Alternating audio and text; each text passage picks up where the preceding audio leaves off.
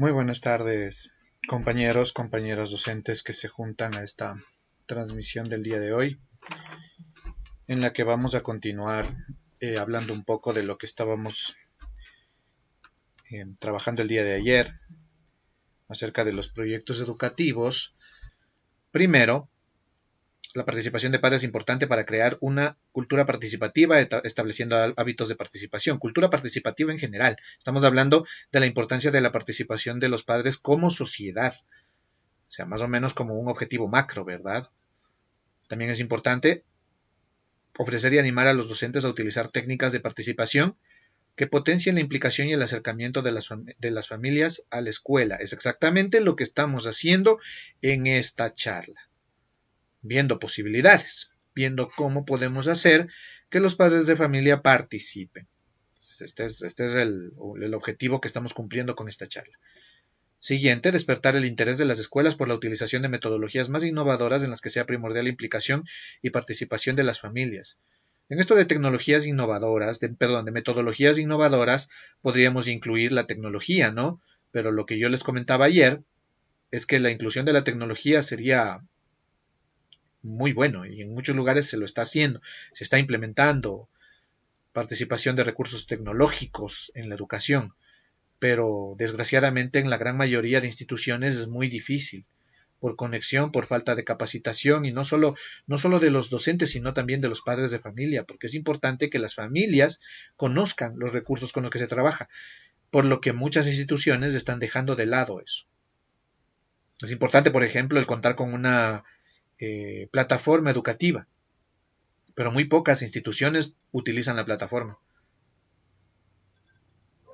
Muchos docentes tienen en sus plataformas, en sus respectivas plataformas institucionales, tienen recursos, tienen chats, tienen foros, tienen muchas cosas, pero nunca las usan.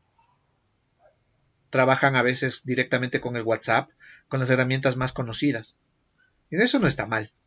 No, no está mal. Muchos lo hacemos. Yo también lo he hecho. Muchas personas lo hemos hecho.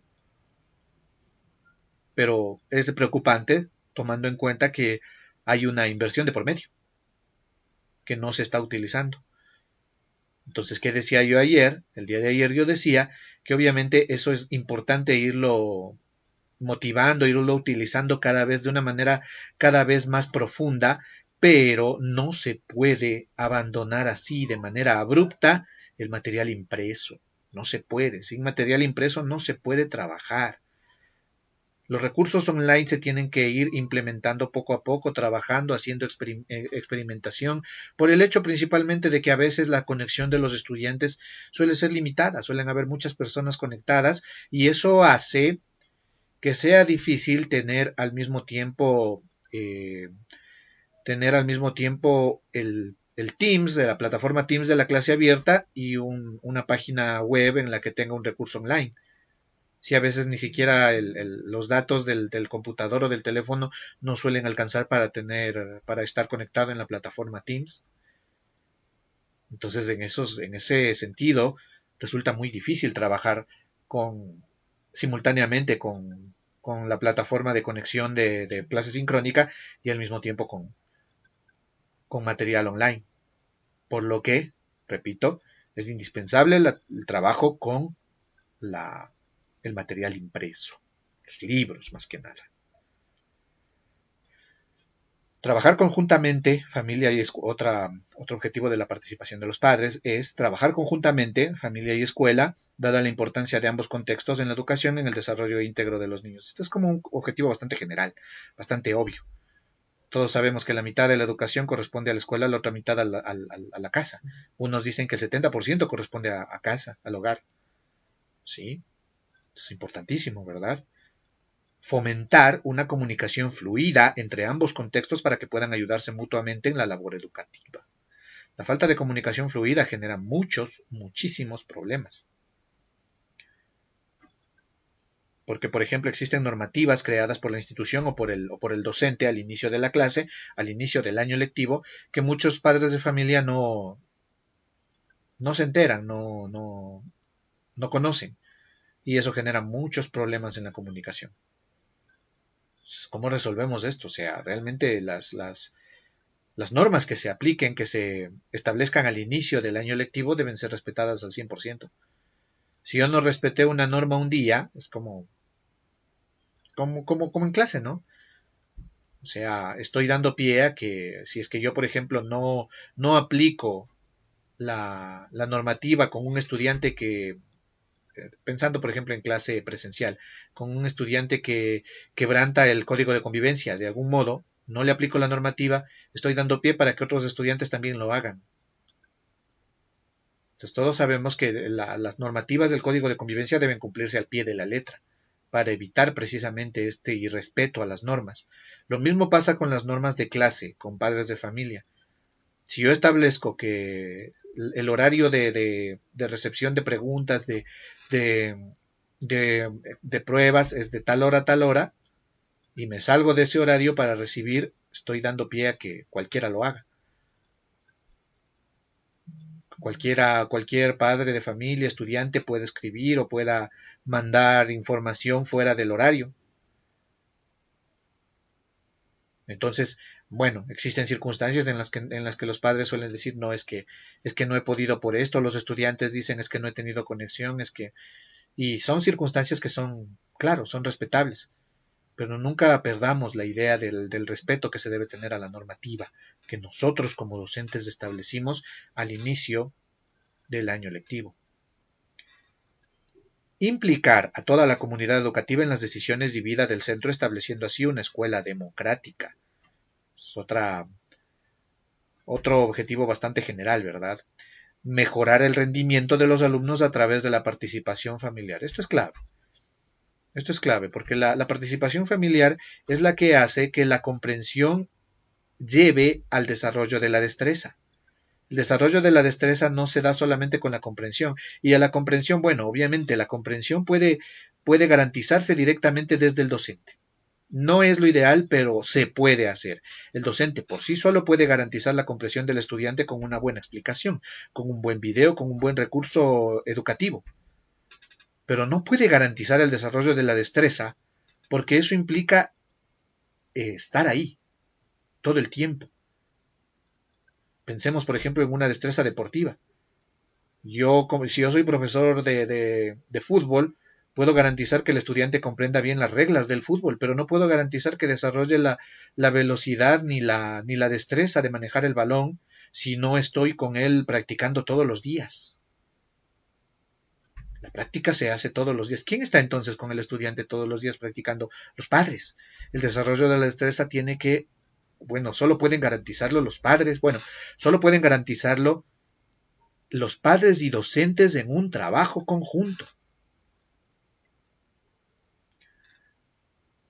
Por último, hacer partícipes a los padres para que se sientan parte activa e integrantes imprescindibles de la escuela. Fíjense, esto es como otro cambio de paradigma, ¿no? Como el que estoy diciendo que nosotros como docentes tenemos que cambiar el paradigma de lo teórico a lo práctico, pues nosotros también tenemos que ayudar a los padres de familia y nosotros como padres de familia también tenemos que cambiar el concepto de que nuestra participación en la escuela no es una obligación, es una necesidad. Si nosotros como padres no participamos, no funciona la educación. Ese es el concepto clave. El padre de familia debe estar muy consciente de eso. No es un trabajo extra, no es algo que nosotros, que obligadamente tiene que hacer. O sea, que se le obliga a que haga. Porque cuando uno dice se le obliga a que haga algo, trata de eludir la responsabilidad, la obligación de algún modo.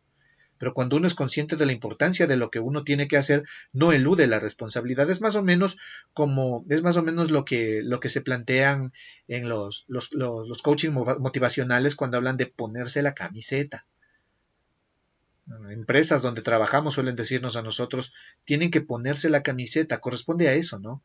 A no ir y cumplir un horario para que me den un sueldo, sino ir y tratar de que la empresa surja, de que los procesos se hagan de mejor manera porque es lo mejor para todos. Pero obviamente eso no funciona, por ejemplo, en una empresa que no respeta el pago a sus trabajadores, en una empresa que no cumple los contratos, no va a generar de ninguna manera esa motivación en sus trabajadores, esa motivación para ponerse la camiseta. Lo mismo pasa acá, exactamente lo mismo. Si no existe un desarrollo de proyectos claro, una planificación comprensible por parte del docente, no vamos a lograr que los padres de familia se pongan la camiseta.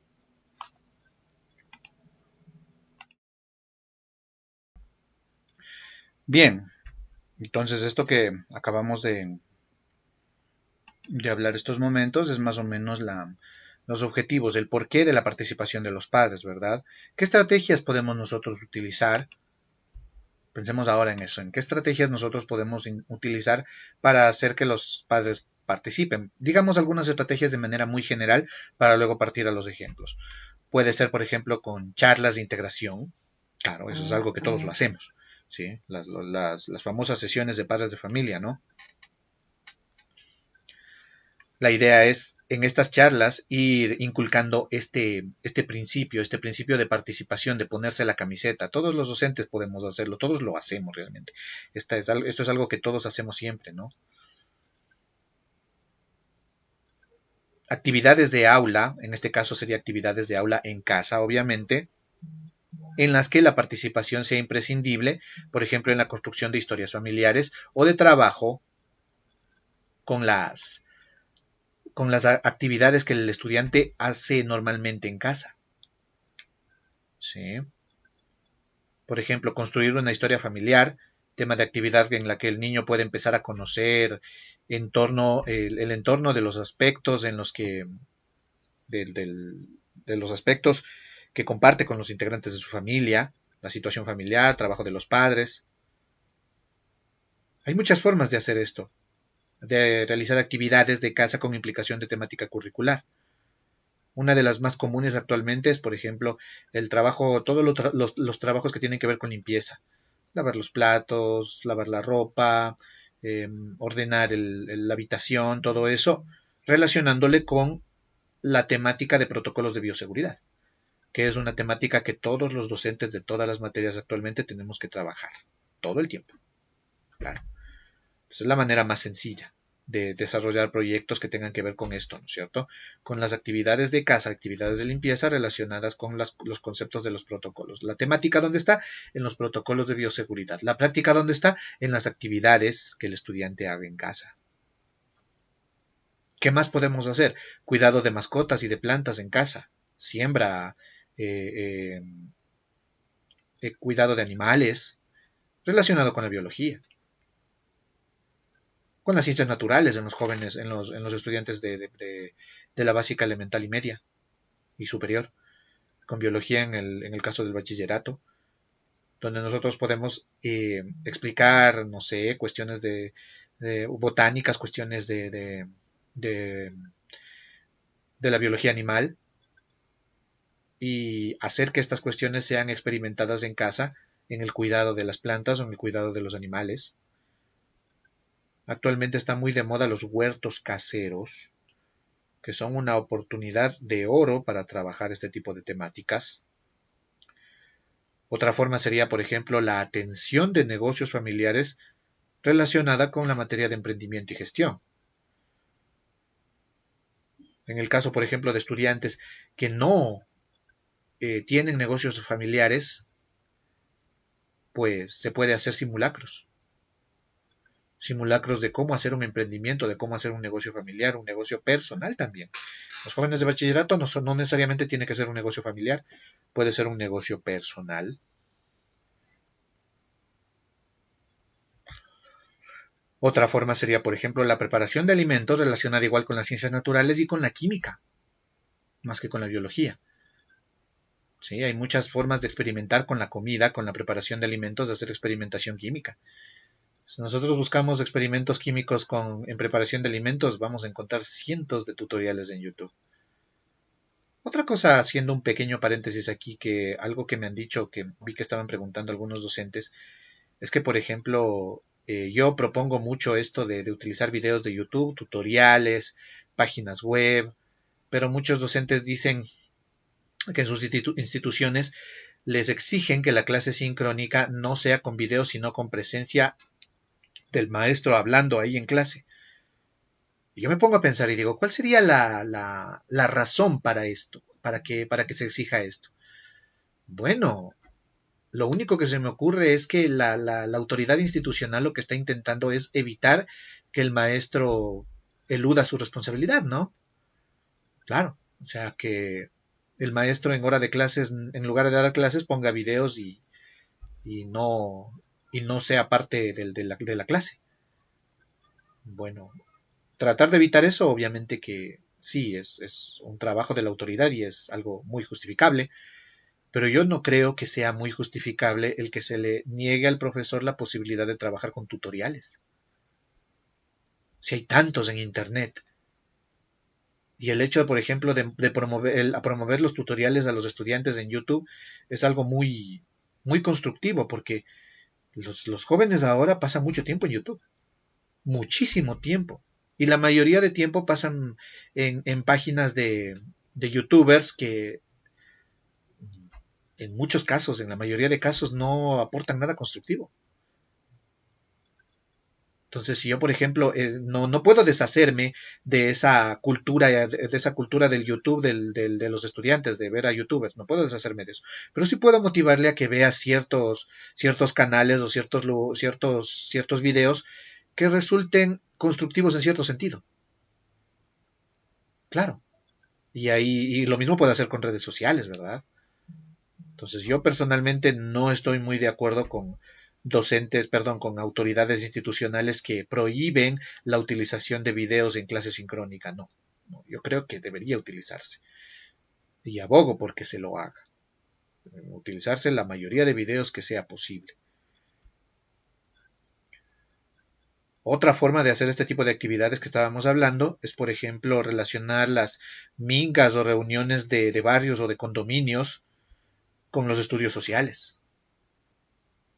Claro, con lo que tiene que ver con la política, con la gestión, con la ciudadanía democrática. La participación de los jóvenes en estas reuniones sociales es importante. Claro que sí, obviamente con respeto de protocolos de seguridad, pero es importante. En esta de las reuniones sociales, de reuniones de barrio, reuniones políticas, reuniones para realizar mingas barriales, en condominios, qué sé yo, la participación de los estudiantes puede ser utilizada de una manera bastante interesante para formular un proyecto en la que se proponga, por ejemplo, se proponga el estudiante pueda proponer a los moradores de su condominio una política específica. No importa que se la apruebe o no, pero que pueda proponerla para que vea cuál es la reacción, si los moradores están de acuerdo o no están de acuerdo y en base a eso se pueda discutir la temática de la participación democrática. Es un modo bastante útil de aplicar participación democrática y de hacer partícipes a los padres, porque obviamente un estudiante menor de edad no puede asistir a reuniones políticas sin consentimiento de sus padres, ¿verdad? Entonces es una forma muy práctica para que se pueda incluir a los padres en el desarrollo de los proyectos.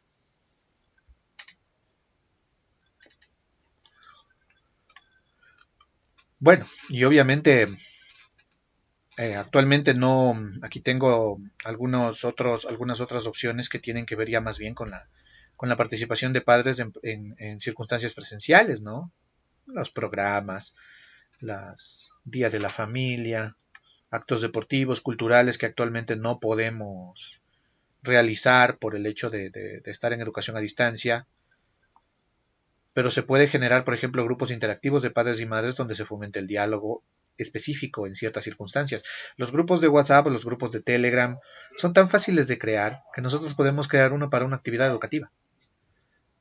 Obviamente tenemos nuestros grupos específicos con los que dialogamos, informamos a los padres, a los estudiantes, son grupos que tenemos y que siempre utilizamos, pero podemos crear para una actividad específica el grupo para el proyecto tal. ¿Por qué? Porque en este grupo se va a hablar o se va a compartir las cosas que tienen que ver con este proyecto o se van a recetar preguntas o información o videos o cuestiones que tengan que ver con el proyecto. Entonces es bastante útil cuando el proyecto es comunitario, porque no solo podemos hacer proyectos educativos individuales en los que el estudiante trabaje en su casa con sus padres, sus hermanos y realice su proyecto y lo entregue, Es lo más común. También podemos hacer proyectos en grupo, aunque no nos podamos juntar. Entonces, pero ¿cómo se junta el grupo? Por medio de estos grupos de proyectos, en los que se reúnen las personas del grupo, hacen sus partes, discuten, juntan. Sí, se puede. Claro, ¿por qué no?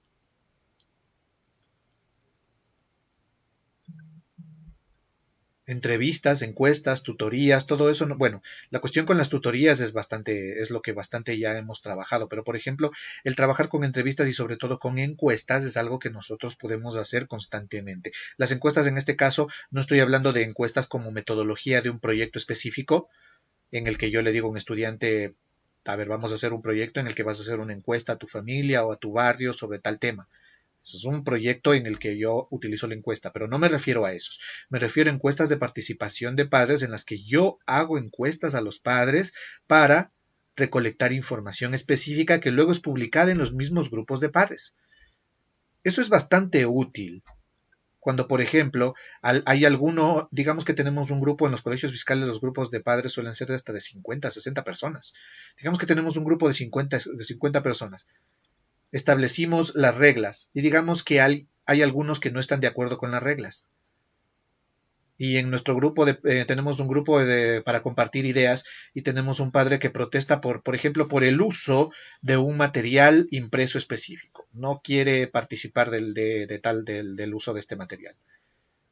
Y tenemos, por ejemplo, 5, 6 o 10 padres que también tienen el mismo criterio y segundean la publicación del primer padre. Entonces, si nosotros tenemos a 10 personas presionándonos, puede sonar como que, o sea, podemos decir, bueno, parece que no quieren, no les gusta, entonces no voy a usar este material, no voy a utilizar este libro, porque no les gustó, no quieren adquirirlo, o qué sé yo. Pero esa es una impresión que tenemos al momento. Tomemos en cuenta que estamos hablando de un grupo de 50 en el que 10 están en contra. Entonces, pero nosotros tampoco podemos, o sea, cuando los grupos son pequeños no podemos aplicar el principio democrático de la mayoría simple. No, no podemos. O sea, no podemos decir, la mayoría está de acuerdo. Bueno, de poder podemos, sí podemos decir, la mayoría está de acuerdo, así que a ustedes lo tienen que hacer y punto. Sí, podemos hacerlo, pero no es demasiado democrático eso. Lo ideal es informar a los padres de familia en estos grupos acerca de la opinión generalizada. Y obviamente yo no puedo obtener una opinión generalizada en chats en los que muchas personas hablan al mismo tiempo y es muy difícil establecer cuál es la opinión de cada uno. No, los chats a veces terminan en discusiones largas y sin final. La forma más práctica es como estaba planteando yo, con la realización de encuestas. Yo puedo crear una encuesta sobre los beneficios y los perjuicios de trabajar con tal material o de tomar tal medida didáctica o de realizar tal actividad y enviarla a los padres y recolectarlas y decirles por favor llenen esta encuesta. Es muy fácil. Las personas que acceden a estos seminarios las personas que acceden a estos seminarios desde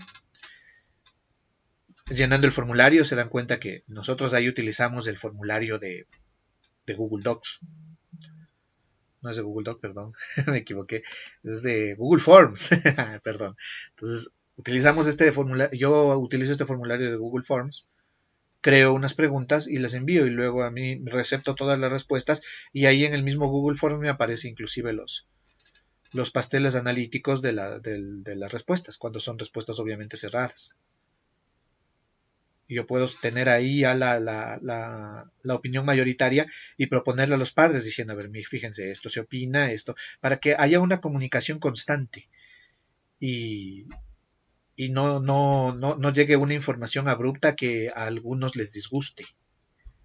Puede ser que a algunos les disguste, no les parezca y puede ser que no les guste porque no leyeron la normativa o no se interesaron. En muchos casos pasa eso. Pero para evitar precisamente eso es mejor mantener siempre una comunicación constante. No es algo muy largo, es bastante sencillo.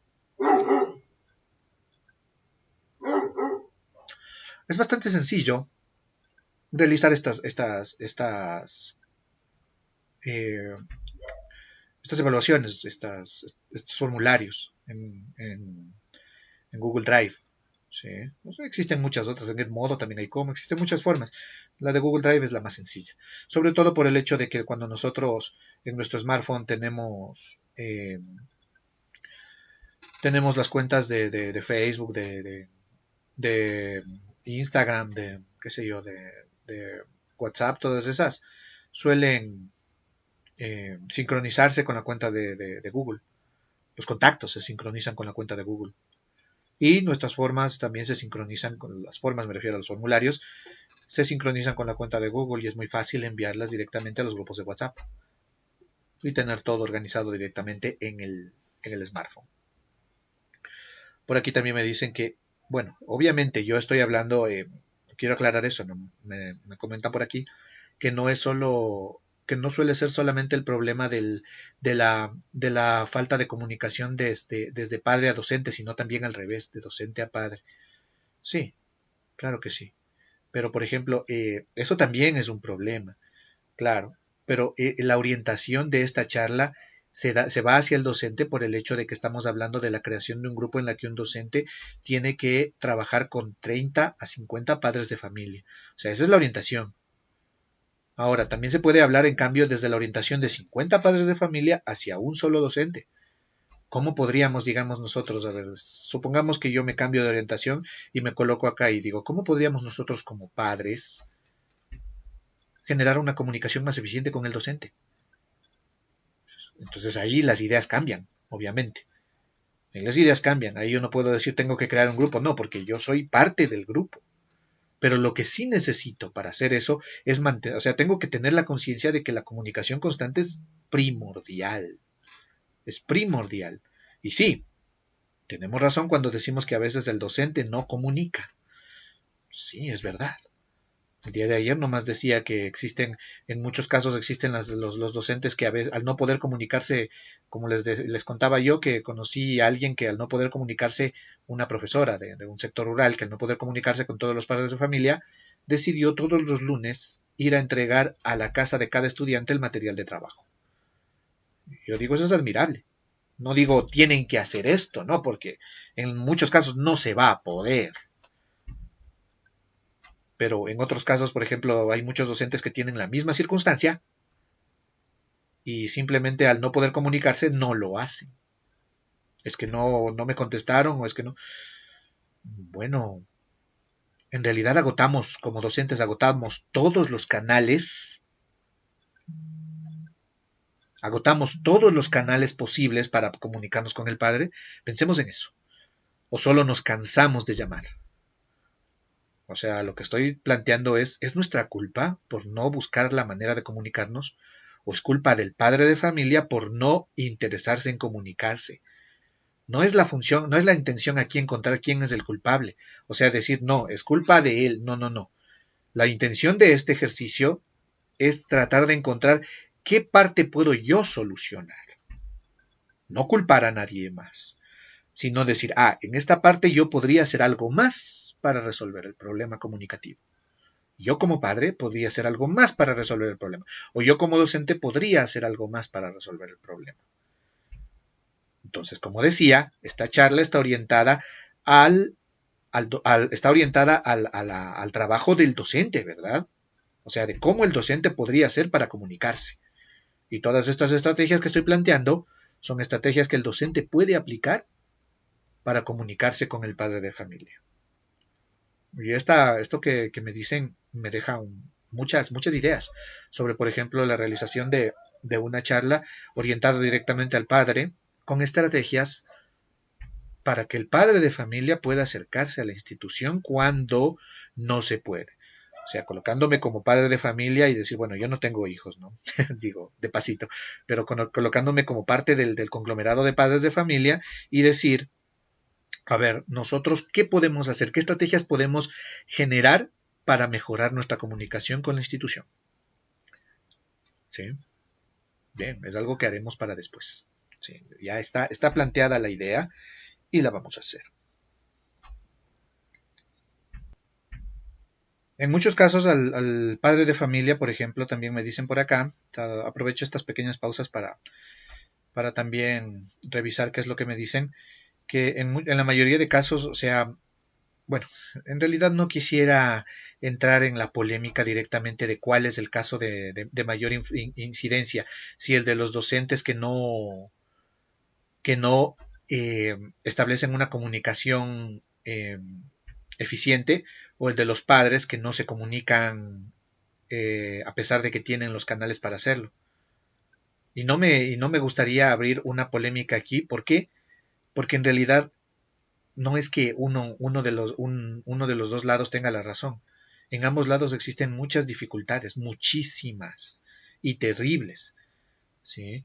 Estaba leyendo el otro día, por ejemplo, un reportaje de un medio español sobre la educación en el Ecuador, donde tristemente mostraban la realidad que aquí no se dice, por lo menos a nivel gubernamental no se dice, de la falta de conexión por problemas tanto de parte docente como de parte estudiantil. No podemos, por ejemplo, tampoco romantizar la pobreza. Yo, por ejemplo, les cuento la historia, les cuento que esta docente de sector rural va todos los días lunes a entregar a entregar el material didáctico a los estudiantes, pero no podemos nosotros romantizar eso y decir, miren cómo ella sí lo logra, deberíamos todos seguir su ejemplo. No, esas son sus circunstancias muy particulares. No podemos nosotros decir que todos deberíamos hacer lo mismo. No podemos decir que todos los docentes están en posibilidad de hacer lo mismo y viceversa. No podemos decir que todos los padres de familia están en posibilidad de conexión total todo el tiempo.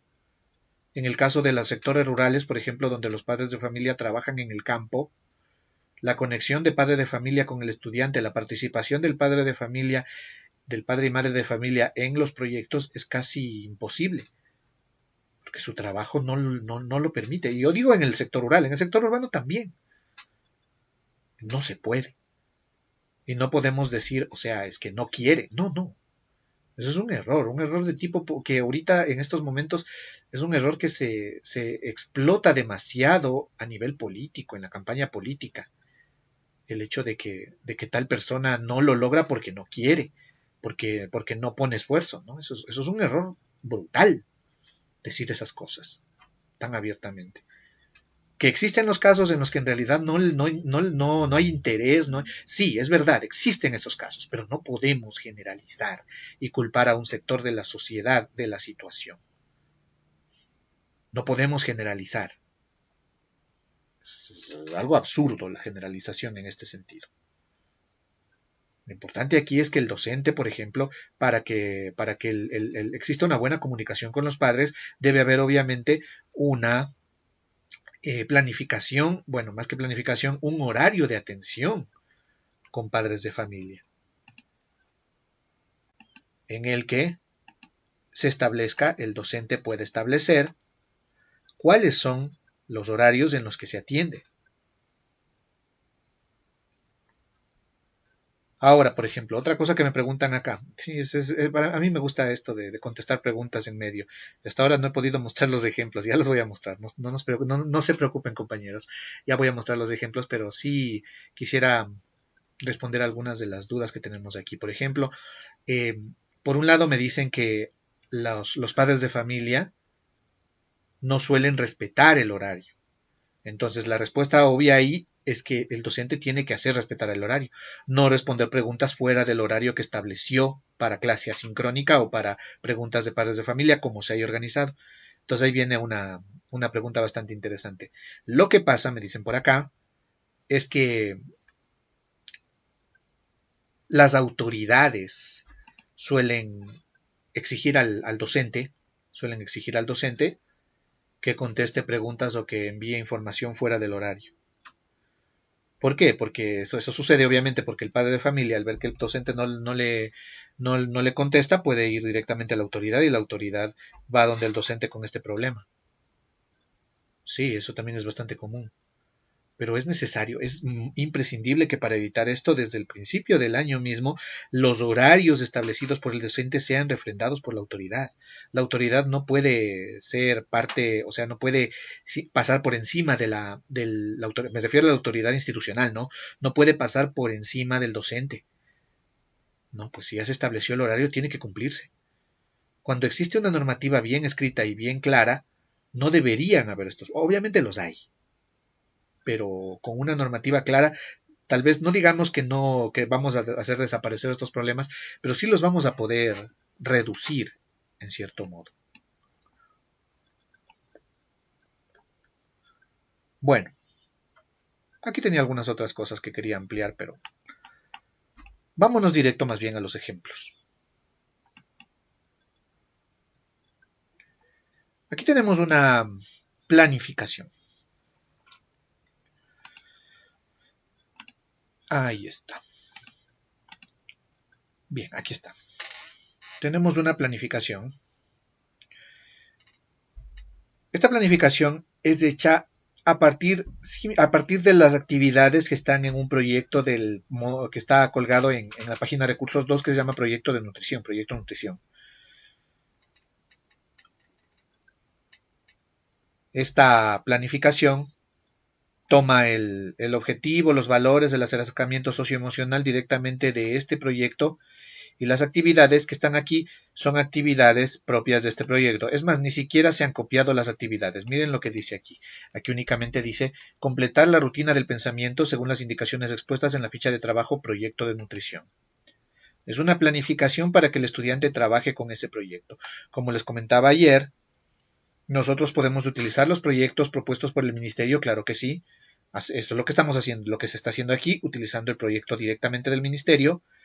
Pero ¿qué va a pasar? Que va a ser demasiado simple. Nos va a faltar, vamos a tener muy poco material de trabajo. Sobre todo en los proyectos que vienen a partir de la básica media y superior y bachillerato. En la básica elemental tenemos un poco más desarrollados esos proyectos porque se suben proyectos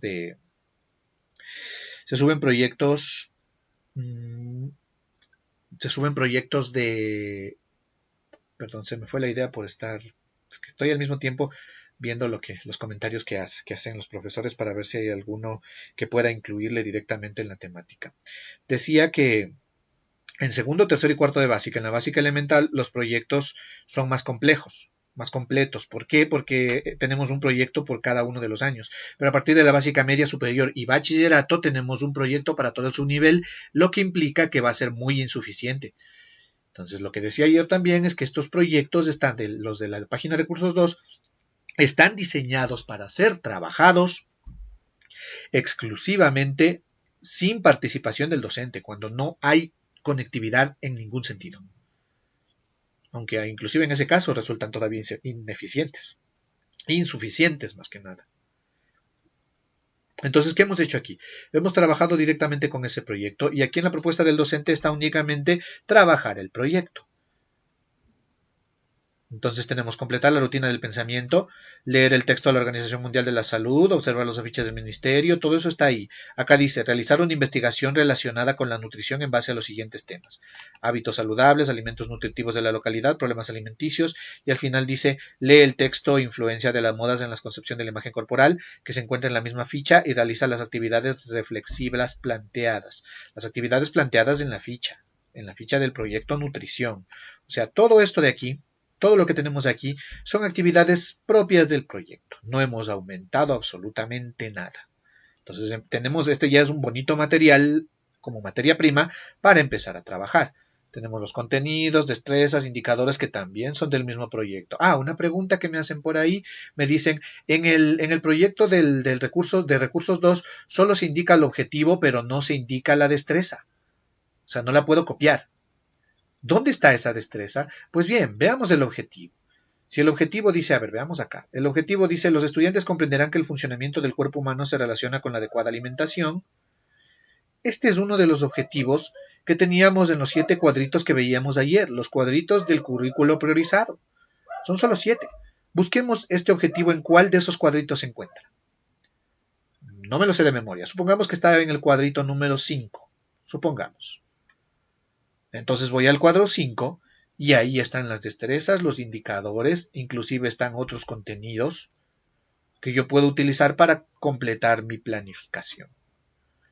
¿Sí? O sea, es la ayuda. Es lo que se supone, bueno, lo que me sugieren que haga. Pero yo podría también ver de qué estamos hablando. Estamos hablando de proyecto de nutrición, ¿verdad? De cuestiones relacionadas con la alimentación saludable. Podría yo buscar destrezas que yo ya esté acostumbrado a trabajar y colocarlas.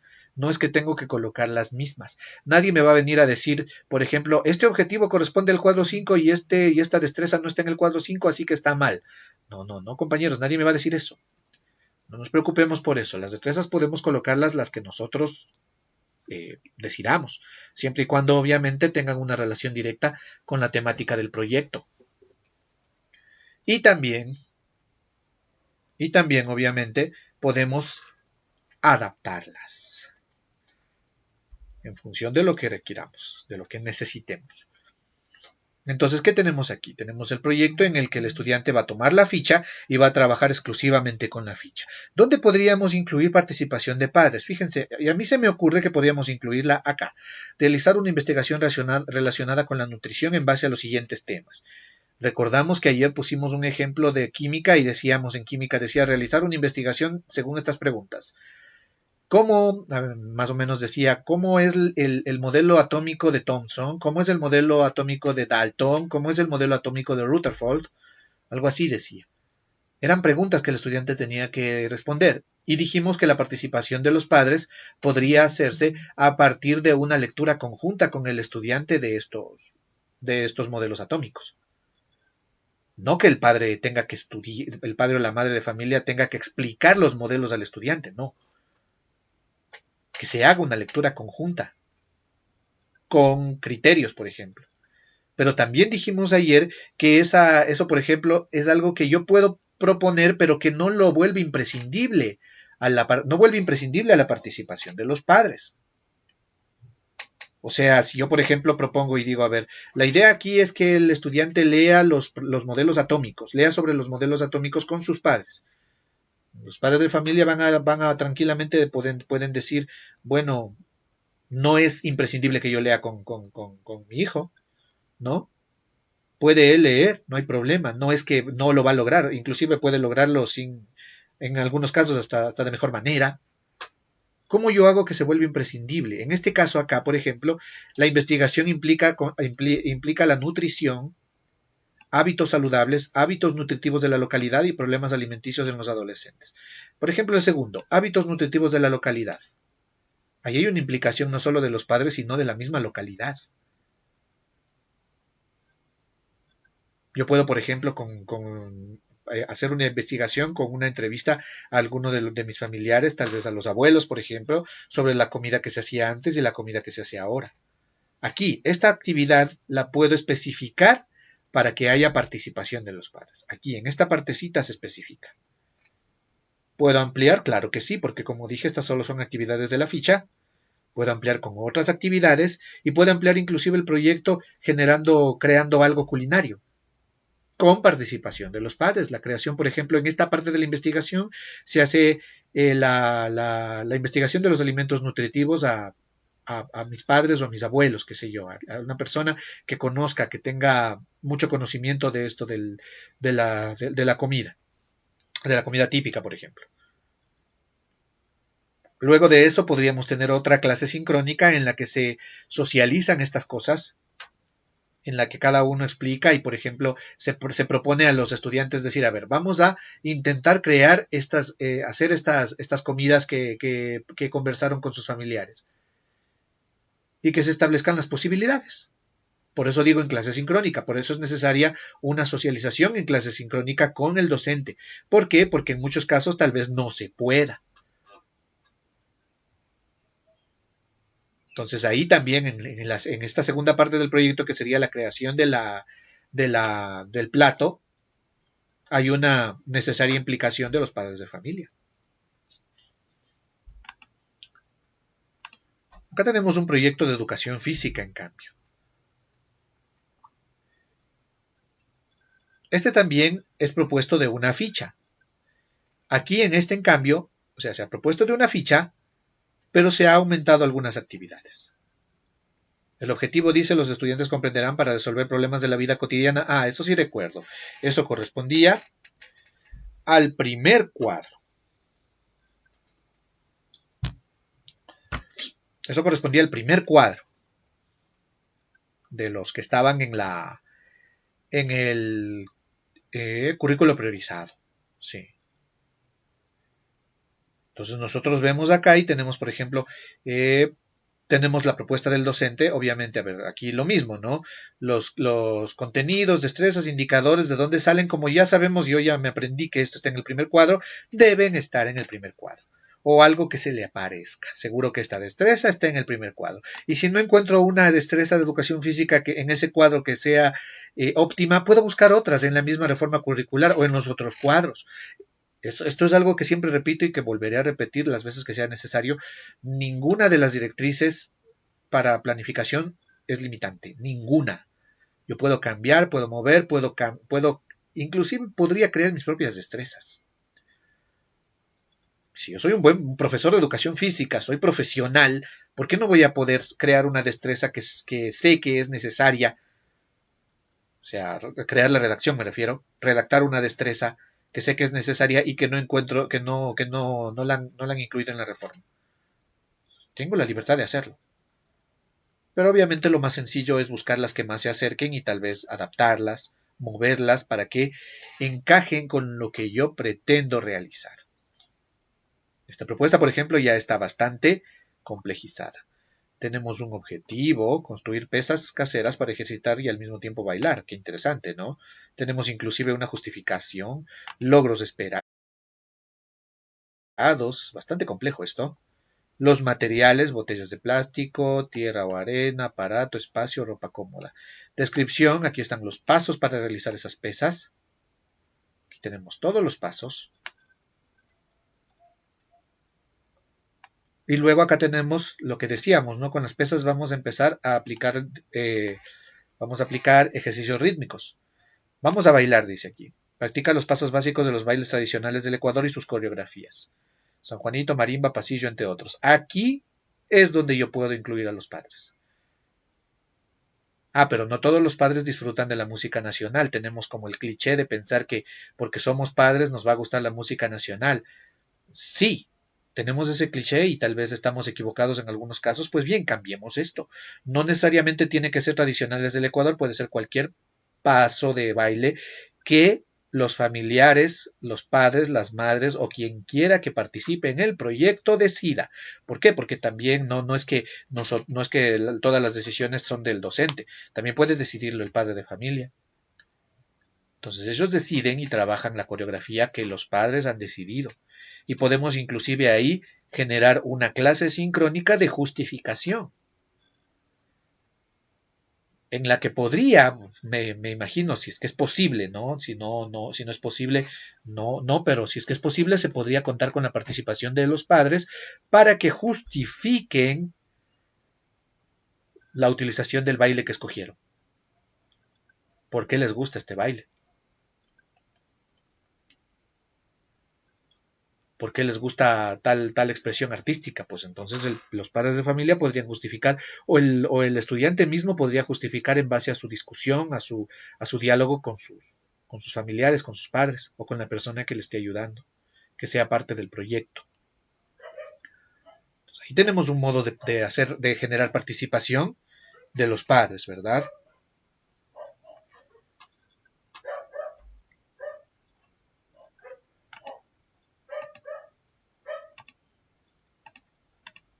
Acá tenemos, en cambio, un proyecto, los dos proyectos que vimos anteriormente son extraídos son proyectos extraídos de la página Recursos 2, actividades sacadas de ahí.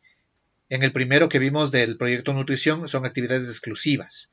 En el segundo proyecto que vimos de las danzas, de las pesas para hacer baile, son actividades del proyecto y otras actividades que el docente mismo creó para ampliar el proyecto propuesto por la página Recursos 2. Y en el caso de acá, Aquí tenemos un proyecto temático para séptimo. Le digo proyecto temático porque está basado exclusivamente en los temas. Esta es otra forma de hacer proyecto. ¿Sí? Si nos acordamos, por ejemplo, también, ayer estuvimos hablando un poquito de esto, las formas de hacer proyectos son variadas. ¿Sí? Nosotros podemos hacer, yo les decía ayer la charla de ayer giraba alrededor del concepto del principio de que podemos nosotros tomar el contenido y reducirlo, hacerlo muy pequeñito, escogiendo las partes primordiales. Entonces yo decía ayer, por ejemplo, decía que si vamos a hacer un proyecto para recuperación del patrimonio oral, de las leyendas, de la literatura tradicional ecuatoriana, y los contenidos eran la oración compuesta, la oración yuxtapuesta, la oración compuesta subordinada, subordinada objetiva, subordinada sustantiva, todos estos tipos de oraciones que se aprenden, me parece que en séptimo de básica. Me van a disculpar si me equivoco en esto, pero no lo tengo muy claro porque no he dado clase en primaria hace muchos años, realmente.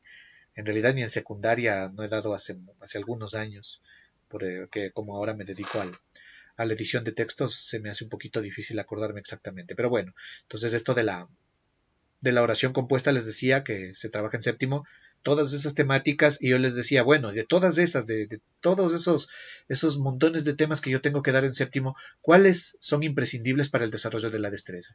Y habíamos quedado que ninguno. No es necesario conocer ninguno de esos nombres, ni de saber diferenciarlos, ni de saber construirlas en base al nombre, pero sí es importantísimo saber utilizarlas en función de los nexos. Cuando tienen el nexo porque, cuando tienen el nexo por lo tanto, cuando tienen el nexo aunque, saber cómo funcionan esos nexos para poder construir un discurso, por ejemplo, para poder escribir o para poder hacer lo que dijimos, ¿no? El rescate de la literatura tradicional.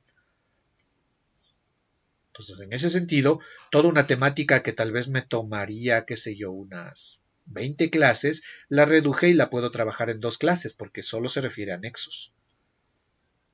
Y así reduzco, ¿no?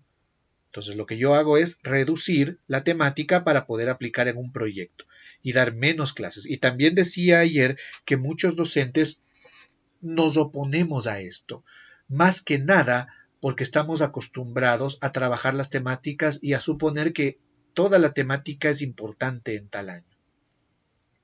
Y sí, tenemos razón, toda la temática es importante en un año, pero obligadamente tenemos que reducirla por las circunstancias. Y también porque en muchos casos la temática es demasiado compleja en función de la destreza que se quiere desarrollar. Eso también pasa. Y esa es la principal argumentación del ministerio, por ejemplo, para reducir mucho la parte temática.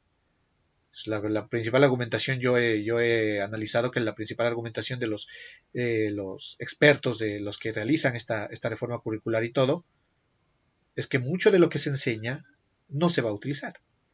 Y es verdad. Hay muchas escuelas tradicionales, por ejemplo, que todavía enseñan terminologías en latín. Y a estas alturas, ¿para qué? A mí personalmente me encanta el latín. Es algo bastante interesante de aprender, pero en las destrezas básicas que el estudiante tiene que desarrollar, ¿para qué tengo que enseñarles desinencias latinas? Muchos me dirán, pero es importante que conozca el origen de las palabras. A ver, ¿es importante que conozca las desinencias? No. El origen de las palabras tampoco es importante que conozca el origen. Es algo interesante, chévere, bonito, que se puede enseñar. Pero ¿qué es lo importante aquí? Lo importante es que pueda conocer la semántica de las palabras según su origen. Fíjense qué diferente que es esto, ¿no? Lo importante es que pueda saber, por ejemplo, que las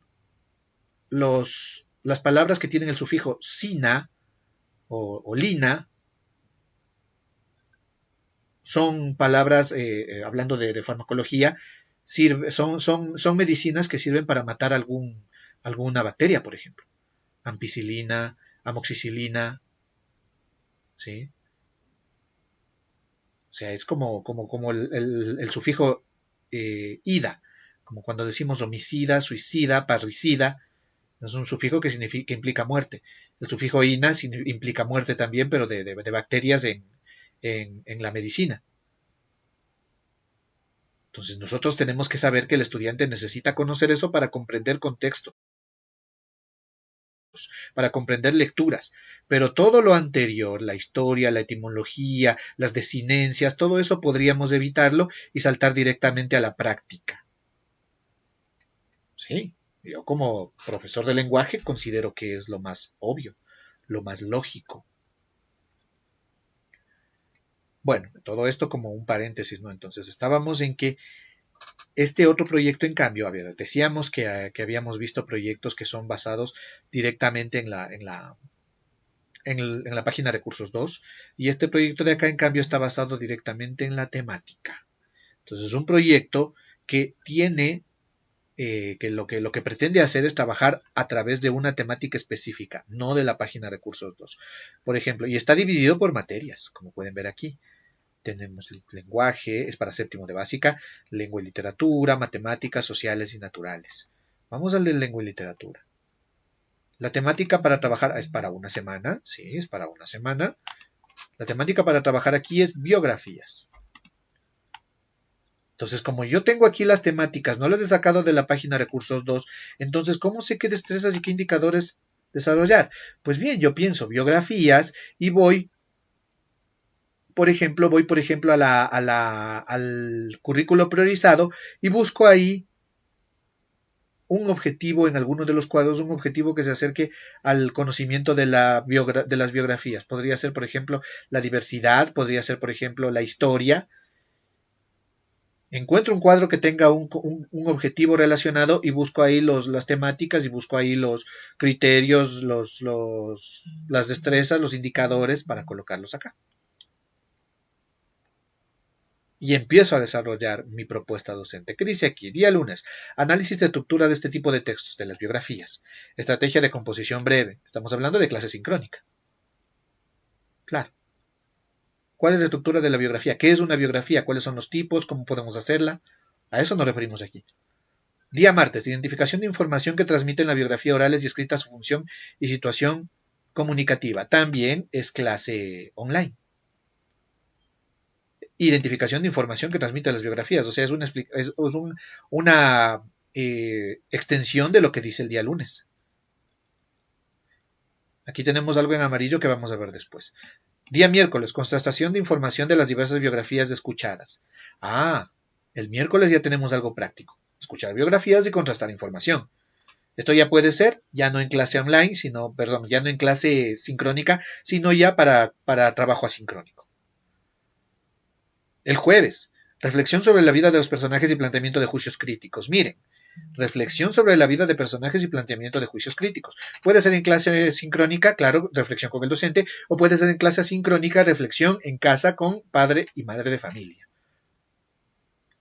Viernes, elaboración de biografías de personajes escogidos. Aquí tenemos el producto del proyecto. Es un proyecto bastante temático, ¿sí ven? Pero tiene un producto, por lo tanto, sí hay un desarrollo de destreza. Y como dije, yo por ejemplo digo aquí, la participación el día jueves puede ser con reflexión sobre la vida de personajes y planteamiento de juicios críticos. Entonces yo el día jueves coloco en mi planificación, coloco que el estudiante va a dialogar con sus padres, sus padres, va a dialogar y va a reflexionar sobre las biografías que escuchó el día anterior o que trabajó el día anterior, o que escribió o que investigó. Sí, puede ser, pero aquí nos encontramos nuevamente con el mismo problema. Esta es una participación que no es imprescindible. El padre de familia puede participar o puede no participar. Obviamente lo ideal es que participe, pero puede ser que no lo haga. ¿Cómo hago que se vuelva imprescindible? Entonces por eso había puesto esto con amarillo acá. El día martes decía, identificación de la información que transmiten las biografías orales y escritas, función y situación comunicativa. Podemos plantear, miren lo que hemos puesto aquí, planteamiento de un experimento. Tal vez no se vea bien porque como muchos nos siguen por smartphone y esta letra está muy pequeña, pero yo voy a seguir leyendo para quien no pueda ver bien. Planteo un experimento que es la biografía familiar comparada con lo aprendido. Entonces, fíjense, lo aprendido decía, a ver, ¿cuáles son las características de la biografía? Entonces el maestro, el profesor, obviamente le explica al estudiante la biografía tiene que hacerse así, tiene que ser de este modo, y luego pone ejemplos donde está todo eso, ¿no? ver, por ejemplo, una biografía en la que se pueda ver todo eso. Luego, el día martes lo que se hace, el experimento, o el día miércoles también puede ser, el experimento consiste en que el estudiante dialogue con sus padres sobre la biografía de alguien, puede ser de su abuelo, de su tío, no necesariamente de alguien famoso, puede ser de cualquier persona, una biografía muy común, puede ser, no hay ningún problema, y analizar si en esa biografía se encuentran todos los elementos que aprendieron en clase.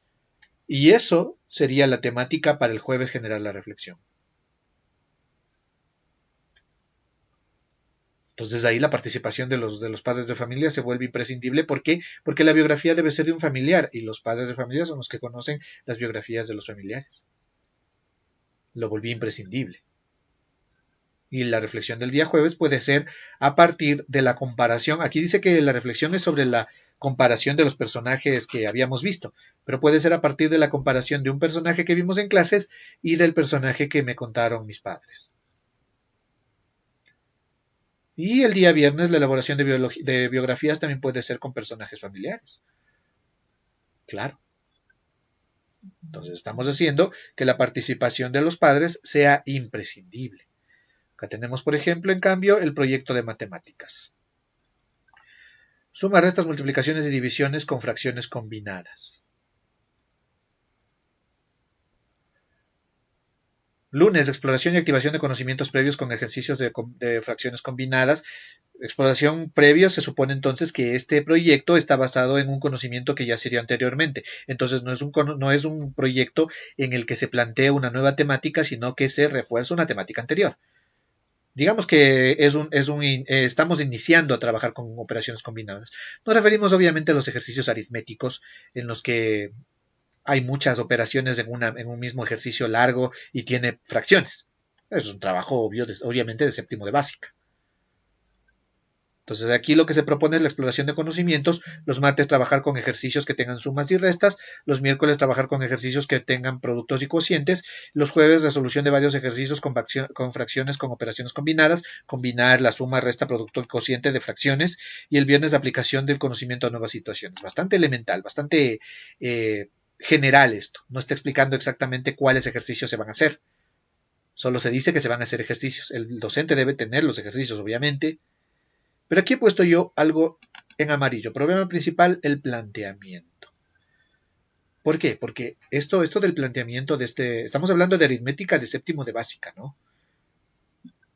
Pero a veces el planteamiento del problema en sí, del ejercicio en sí, es el problema insalvable entre los estudiantes. Y yo digo eso, yo sé eso porque yo he trabajado en capacitación a estudiantes y a capacitadores mismo para las pruebas que se daban en el CENESIT. Y el gran problema, bueno, uno de los más grandes problemas en matemáticas, estamos hablando ahora de estudiantes de tercero de bachillerato, uno de los más grandes problemas de matemáticas es el momento de plantear. Los estudiantes pueden resolver esto.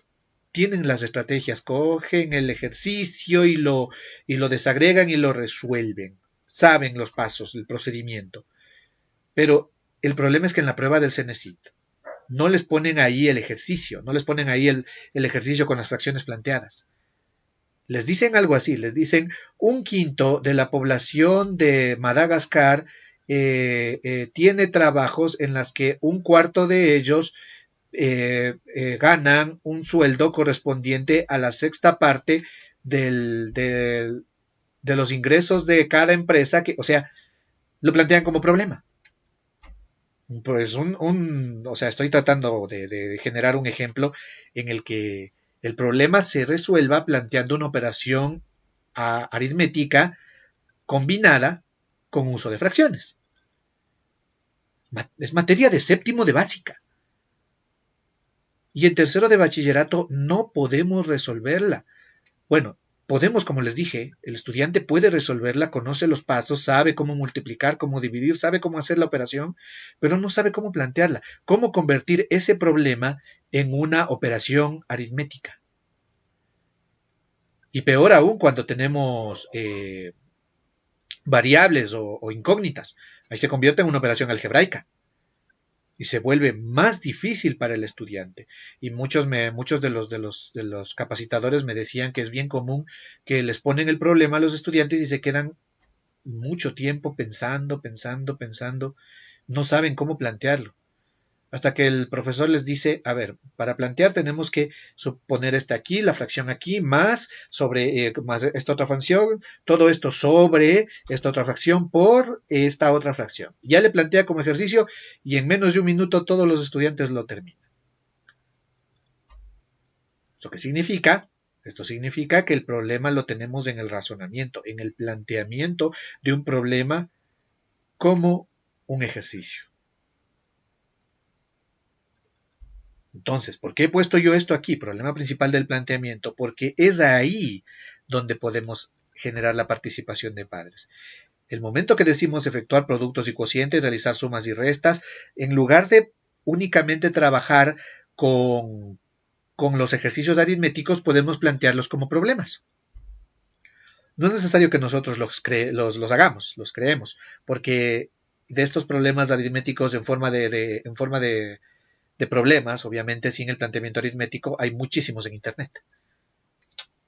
¿Cuál es la idea? La idea es que lo planteen con el padre de familia y que cambiemos los términos a una situación familiar. Yo decía, por ejemplo, que los trabajadores de Madagascar, decía yo, ¿por qué? No sé, se me ocurrió. Podríamos decir, en lugar de los trabajadores de Madagascar, podríamos decir las personas del barrio, los hermanos de mi madre, los clientes de la panadería de mi padre, planteando de algún modo que se vuelva más familiar, para que la conversión, para que la conversión de un problema a un ejercicio aritmético sea algo que se trabaje con los padres. Aquí, por ejemplo, en este ejemplo que estoy poniendo, va a ser un poco difícil hacer imprescindible la participación de los padres, porque para que sea imprescindible tendría que, de algún modo, plantear algo personalizado.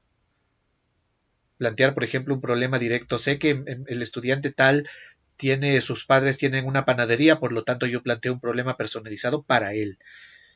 Eso ya es muy difícil, sobre todo si tenemos grupos de 50 estudiantes. Pero mientras los grupos son más pequeños, podríamos intentarlo. O podríamos intentar personalizar los problemas para no individualmente, sino por grupos. Tal vez un problema según las circunstancias de un estudiante un día y tal vez otros problemas según las circunstancias de otro estudiante otro día. Lo interesante aquí es que con estas estrategias podremos hacer que la participación de los padres sea un poco más profunda por el hecho de que se implican dentro del problema matemático.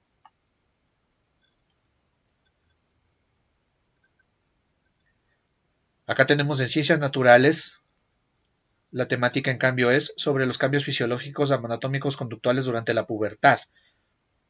Eso es muy fácil implicar a los padres. Es más, aquí ni siquiera es necesario llamar a la motivación de los padres porque es algo imprescindible que los padres sean partícipes en la información que los jóvenes tengan sobre los cambios de la pubertad.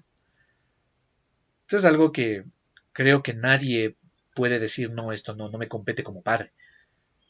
Muchos, por ejemplo, tal vez dirán, bueno, yo no voy a, bueno, no espero que pase, ¿no? Pero tal vez haya alguien que diga, yo como padre de familia y como abogado, por ejemplo, no puedo implicarme en la realización de problemas matemáticos. Por eso dije que aquí en la matemática es un poco más difícil hacer que los padres se impliquen, pero acá no pueden, en esta temática de ciencias naturales no se pueden deslindar, es imposible. Por último tenemos de estudios sociales la temática del predominio del neoliberalismo y el incremento de la deuda externa, la inmigración. Son temáticas obviamente sacadas del currículo, ¿no? Del currículo en general, no del priorizado. Lunes, reconocimiento del predominio del neoliberalismo al final del siglo XX, inicios del siglo XXI. Incremento de deuda externa, inmigración. Estamos hablando de la historia del Ecuador a inicios del siglo XXI. Estamos hablando del problema de la crisis del feriado bancario, por ejemplo. Martes, análisis de la crisis de los años 80 hasta inicios del siglo XXI, un análisis de lo que vimos el lunes. El lunes estamos planteando una clase sincrónica, el martes un análisis, este puede ser asincrónica con participación de padres. Aquí tenemos algo en amarillo que vamos a ver después. Miércoles, síntesis de la deuda con organismos financieros. Seguimos con más temática, ahora cambiamos a la temática de la deuda, o sea, también es sincrónico. Jueves, concepto del término migración, análisis de causas, conversación sobre las consecuencias económicas del país, en la economía del país, sobre las consecuencias de la migración en la economía del país. Esto podría ser asincrónico. Tal vez la conceptualización de migración podría ser algo para investigar y el resto conversaciones en casa. Fíjense, aquí estamos planteando bastante conversación, ¿no? Podríamos cambiar de estrategia, ¿no? Y el día viernes, elaboración de resumen en organizadores gráficos. Esta temática de aquí de estudios sociales, por ejemplo, plantea cosas que se pueden hacer sincrónica y de manera sincrónica y asincrónica, pero se parece mucho a una temática de una clase presencial. No hay muchos aspectos que puedan decirse que son exclusivos para trabajar en casa, ¿no? Eso es obviamente por la naturaleza de la materia de estudios sociales, pero ¿qué es lo que hemos planteado aquí? Fíjense, ¿qué planteamos aquí? Para la participación de padres. Experimento, lo que está con amarillo. Historias familiares de la crisis, diálogo político sobre los peores escenarios históricos. Esto es algo que a muchos padres les interesa. ¿Por qué? Porque yo sé, por ejemplo, que aquí sé que muchas de las personas que están conectadas aquí, cuando escucharon esta temática, reconocer el predominio del neoliberalismo, donde el incremento de la deuda externa, inmigración, la concentración de la riqueza, el aumento de la pobreza, la respuesta de los movimientos sociales y la inestabilidad política de inicios del siglo XX, nos estamos refiriendo al problema del feriado bancario, nos estamos refiriendo al gobierno del señor Yamil Maguad, nos estamos refiriendo a la inmigración, que fue algo triste y que actualmente se utiliza de manera política. Muchos están a favor no voy a entrar directamente en el debate político al respecto, pero muchos están a favor y dicen sí, eso mismo pasó, otros dicen, están en contra y dicen no, eso no pasó. O sea, es una temática que enciende pasiones. Entonces, hay que aprovecharse de esa temática para la participación de los padres. Primero dice, historias familiares de la crisis. Entonces podemos, por ejemplo, plantear que cómo afectó la crisis del 99, la quiebra de los bancos, el feriado bancario o la inmigración a la familia de las personas. Entonces, fíjense, los padres de familia tienen muchas historias que contar, pero hay muchos padres de familia, por ejemplo, también que tienen historias de contar sobre crisis más recientes. Y muchos consideran, por ejemplo, que estas temáticas, el poner demasiado énfasis sobre esta crisis, tiene ciertas connotaciones políticas. Y yo creo que sí, debe tenerlas. Entonces es ahí donde nosotros podemos generar una conversación familiar, un diálogo político, que es aquí el segundo punto, sobre los peores escenarios políticos. Es un diálogo, ¿no? Estamos hablando de un diálogo en el que los padres con el estudiante y con el conocimiento que el estudiante aprende en la clase sincrónica, dialogan sobre ¿cuál escenario político es peor o mejor? ¿El vivir en el 99 o escenarios políticos vividos más recientemente? Fíjense, es algo que en redes sociales plantean debates, incluso hasta insultos en algunos casos. Y es nuestra obligación como docentes y como padres enseñar a los jóvenes, desarrollar la destreza de los jóvenes, la destreza de poder discernir, de poder diferenciar entre uno y otro escenario y sacar conclusiones sobre la realidad política del país. Entonces esta temática es muy fácil de que de que les interese a los padres, ¿no? Claro, es muy fácil hacer que los padres se interesen en esta temática, sobre todo en tiempos de elecciones, es algo que se debe hacer. Bien, acá tenemos uno de educación física, pero ya vimos uno antes. Entonces, si podemos darnos cuenta ahí, separando por materias, también es posible la participación. Y fíjense que todos estos, si nosotros nos fijamos bien en estos proyectos que acabamos de ver con un poquito de perspicacia, nos damos cuenta que muchos de estos proyectos de aquí son muy parecidos a las clases.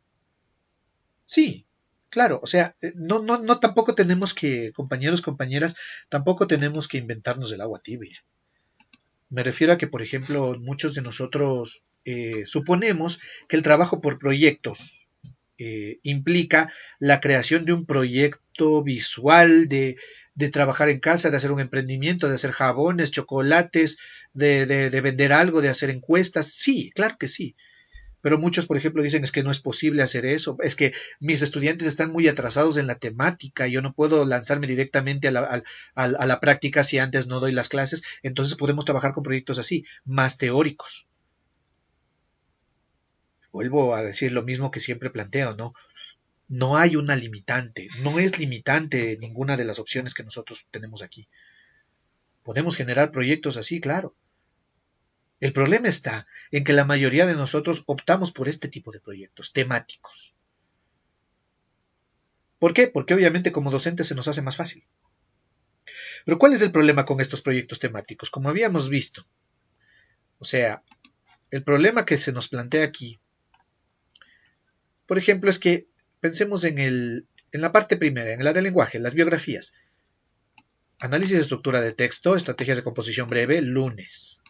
Martes, identificación de información que transmiten las biografías, van dos. Miércoles, bueno, miércoles no. Jueves, reflexión, bueno, lunes y martes, bueno, en este caso tenemos lunes y martes teórico. Acá en el de ciencias naturales, lunes, activación, exploración de conocimientos previos, martes, preguntas y respuestas, miércoles, investigación, jueves, conversación, viernes, organizadores gráficos. Lunes, miércoles y jueves, conocimiento teórico.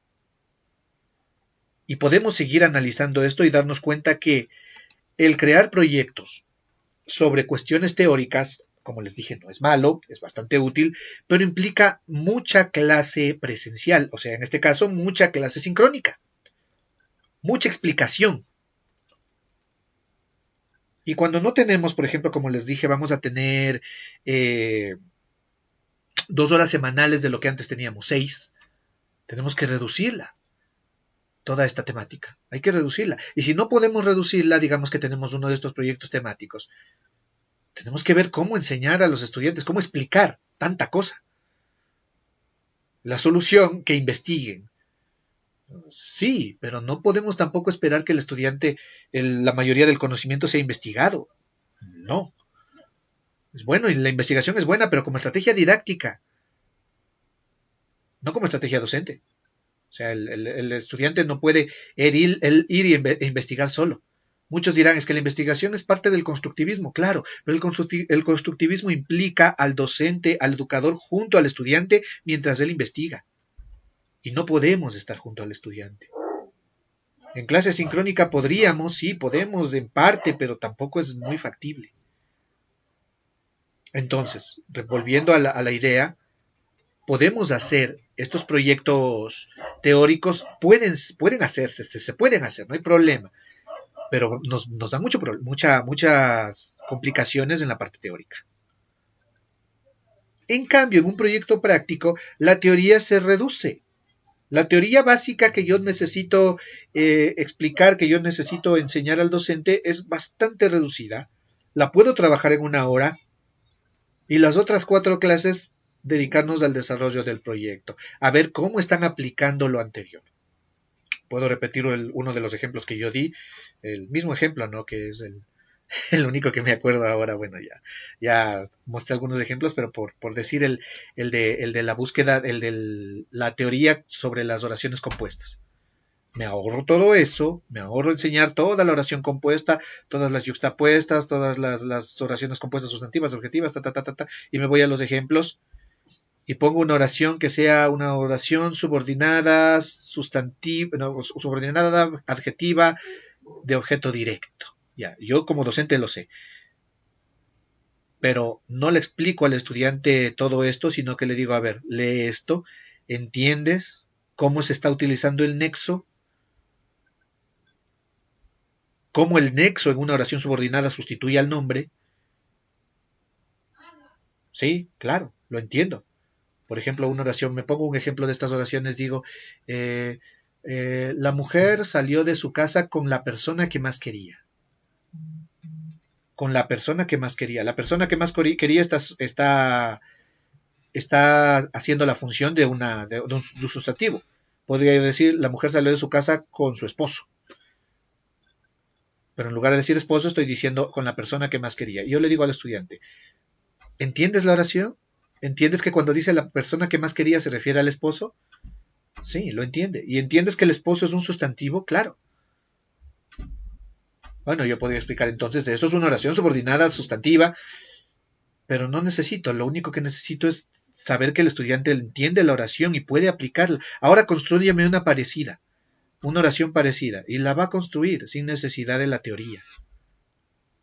Y ahora, no sé, escríbeme un diario de vivencias donde uses estos sustantivos que reemplazas con descripciones.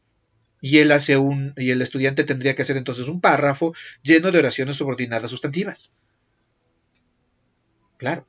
O sea, ese es un ejemplo nomás, ¿no? Porque hay muchísimas formas de ejemplificar esto y de hacer que los proyectos reduzcan la teoría. Entonces, compañeros, compañeras, el resumen de todo esto sería decir, la teoría tiene que ser reducida lo más que se pueda para que el proyecto pueda ser aplicable y para que pueda haber participación de los padres. Porque si hay demasiada teoría, obviamente los padres de familia, si a veces nosotros como docentes, si yo soy docente de matemáticas, no tengo ni idea de la química básica, por ejemplo. ¿Por qué? Porque se me olvidó, nunca la usé. Un padre de familia también. Es un abogado, no, tal vez no recuerde las funciones, los cálculo vectorial. ¿No es cierto? Si es un ingeniero, tal vez no recuerde, bueno, entendemos la idea. Entonces, siempre reducir la parte temática para que pueda haber una participación de los padres de familia. Bien.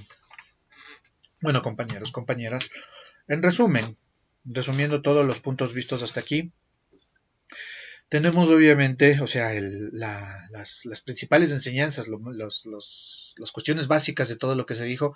Primero, la enseñanza a partir de los proyectos implica el desarrollo de destrezas más que el aprendizaje teórico. ¿Qué aprendimos aquí? Reducción de la teoría, lo más que se pueda. Cuando no es factible reducir la teoría, trabajar con proyectos teóricos, con las dificultades que eso implica. O sea, eso es lo que yo propongo. Fíjense, yo propongo eso. Reducción de la teoría, sí, reducción de la teoría lo más que se pueda. Y en el caso de que no se pueda reducir, entonces sí, trabajar con proyectos de tipo más teórico como los que yo estaba mostrando hace un momento. Pero ¿cuál es la realidad? La realidad es que la gran mayoría de docentes del país estamos trabajando con proyectos teóricos, sin haber reducido antes la teoría. ¿Por qué? Porque nos hemos acostumbrado a trabajar así. Porque queremos que nuestra clase sea lo más parecido a la clase presencial. Entonces, es una crítica a nosotros como docentes, porque muchos estamos haciendo eso. Entonces, hay que cambiarlo. Es imprescindible cambiar eso. O sea, como dije, ¿no? Estas emisiones son para docentes y padres de familia, pero la orientación va hacia el docente. ¿Sí? La orientación va hacia el docente. Entonces, esa es la principal crítica, ¿no? El trabajar con proyectos implica reducir la teoría. Intentemos eso, compañeros. Yo les puedo asegurar que si nosotros empezamos a reducir la teoría y a trabajar más práctica, las cosas van a ser más sencillas. Muchos, por ejemplo, me han dicho también en los comentarios que algunos intentan hacer eso, pero la autoridad no les permite. La autoridad tiene la autoridad institucional me refiero, ¿no? La autoridad tiene, por ejemplo, el programa que se trabaja al inicio de año y quiere que el programa se cumpla. Bien, pero ¿quién hizo ese programa? Estoy hablando del PCI, ¿no? ¿Quién hizo ese PCI? Los mismos docentes. El mismo docente es el que coloca ahí en el PCI el distributivo de destrezas. Entonces, al inicio del año el docente ya tiene que saber esto. Al inicio del año el docente ya tiene que saber, a ver, yo voy a trabajar este tipo de proyectos. Tal vez no saber exactamente cuáles ni cómo lo va a hacer, pero tiene que saber qué tipo de proyectos va a trabajar. Porque si al inicio del año yo establecí en mi PCI, se estableció que se van a trabajar estas destrezas y que se van a trabajar con estos recursos, pues está ahí. Por más que no sea muy lógico, ya lo aprobaron. Tendré que hacerlo para cumplir con el cronograma. Entonces, esto viene desde la misma organización inicial, donde debe darse todo esto, debe darse la creación bueno, no creación, sino el establecimiento de qué tipo de proyectos se van a trabajar. Y de que, por ejemplo, muchísima de la teoría se va a reducir. Y muchas autoridades podrían estar en contra. Yo, por ejemplo, digo, bueno, yo como profesor de educación básica, digamos, soy profesor de educación básica, voy a reducir estos conceptos y esto de aquí, y viene la autoridad educativa y me dice, pero no puede reducir esto, esto es importante. Entonces usted puede, como docente, puede decir, ¿y por qué es importante? En mi análisis yo dije, oh, bueno, sí es importante, ya, damos la razón, sí es importante, pero tengo aquí que reducir esto o esto. ¿Qué es más importante? Con el dolor del alma reduzco esto. Esto no voy a trabajar por priorizarlo de acá para poder tener un desarrollo de destrezas. ¿Y por qué con el dolor del alma? Por las circunstancias. Lo ideal sería volver a las aulas. La educación virtual, permítanme que se los diga, aunque muchos no estén de acuerdo, la educación virtual no está funcionando en ningún sentido. ¿Que hay honrosas excepciones? Sí, pero por lo general no funciona. Y mucho menos va a funcionar si trabajamos sin material didáctico, sin uso de libros, sin uso de textos, de cuadernos de trabajo. Yo entiendo, por ejemplo, que la coyuntura política implica la gratuidad de la educación, claro. Pero tenemos que, no digo tenemos que comprar, tenemos, como muchos dicen, tenemos que hacer un esfuerzo. No es por ahí el planteamiento del diálogo. El planteamiento del diálogo se va en qué es más importante. Ya intentamos trabajar sin recursos. Lo intentamos durante un año y no funcionó. Todos estamos de acuerdo en que no funciona. Los recursos educativos son primordiales, el recurso impreso es primordial. Eso no significa que tenemos que abandonar el recurso tecnológico, también es primordial, pero no podemos basarnos solo en el recurso tecnológico cuando ni siquiera podemos garantizar una conexión 100% eficiente. Por lo tanto, es importantísimo la socialización de los recursos que se van a trabajar. Antes de la misma pandemia, antes del mismo estado de emergencia, yo solía discutir con los docentes y trabajar sobre, por ejemplo, los docentes me decían, como yo he contado, que yo trabajo diseñando textos de trabajo en Lea Más Editores. Entonces me decían, ¿y sus libros cuáles son las ventajas? Y obviamente yo podía decir, mis libros son estos, son este otro, son este otro. Y me decían, y obviamente yo puedo trabajar ese libro y el libro puede ser utilizado para esto, para este otro. Y si yo utilizo ese libro, ¿no me van a reclamar los padres de familia? Me preguntan eso a mí. Entonces yo digo, bueno, señores, eso yo no puedo responder.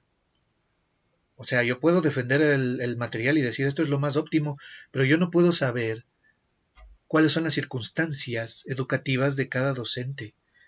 Lo ideal no es obviamente tampoco que un docente diga, a ver, vamos a utilizar este libro escogido de Tim Marín de Dopingüe. No, el docente tiene que escoger el material en función de una revisión exhaustiva y decir, a ver, estas temáticas las vamos a trabajar, vamos a hacer de este modo, y esa revisión, si es posible hacerla con los padres de familia, sería mejor.